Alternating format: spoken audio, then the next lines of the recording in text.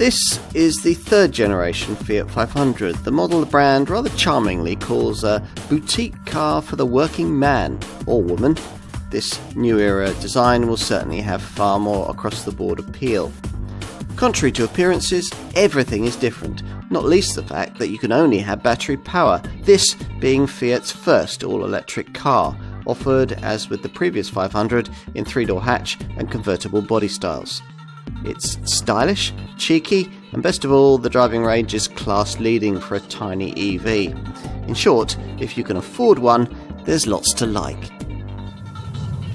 So, what's this new era 500 like to drive? Well, it's nippy enough from rest, although you don't get that rather pointless surge of thrust that is found with some rivals, and that's all to the good because it makes urban progress rather smoother.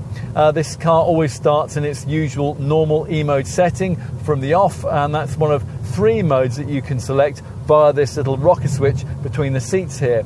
For frugal driving, you'll need to choose between the other 2. There's range, and that maximises regenerative braking, and Sherpa, which restricts the throttle and the climate system use. And you'll certainly need to make good use of those 2 settings if you're going to get anywhere close to replicating the quoted WLTP driving range figure of this 42 kilowatt-hour battery model with its 117 bhp electric motor up to 199 miles. A lesser 24 kilowatt-hour battery is offered with a 92 bhp motor, but that will only take you up to 115 miles.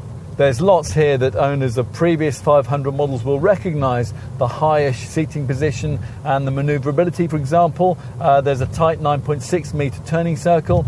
You do also get the previous model's rather brittle low-speed ride quality, although it does cope with poorer potholes and speed humps quite well. And anyway, things smooth out quite a lot once you get out of town. And that's when you might discover that this Fiat actually handles quite well, despite having to carry around 350 kilos more weight than the Mark II mild hybrid petrol model.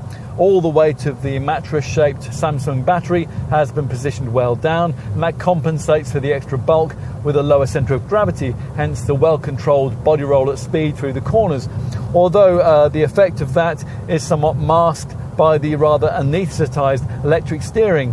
DC rapid charging is standard with full battery replenishment from an 85 kilowatt DC fast charger, if you can find one, taking just 35 minutes to 80%. A more normal 11 kilowatt AC Type 2 charger will need 4.25 hours to do the same thing, and it'll be 15.5 hours from a domestic plug. How do you reinvent a small car icon? Well, pretty much like this, we'd say. The Mark III version of this Fiat is recognisable to all as a 500, characteristic in proportion, in silhouette, and in its distinctive central line alongside the 2 previous generation designs. This time around, though, this car is a little wider, a little longer, and a little more sophisticated. But it'd still be as at home in the back streets of Turin as the 57 original. So, evolution outside, but revolution is promised within. Here, familiar modern cues are mixed with a much more elegant and upmarket feel. You sit higher than you'd expect to in a small car of this sort and survey the usual 500 model body-coloured dashboard.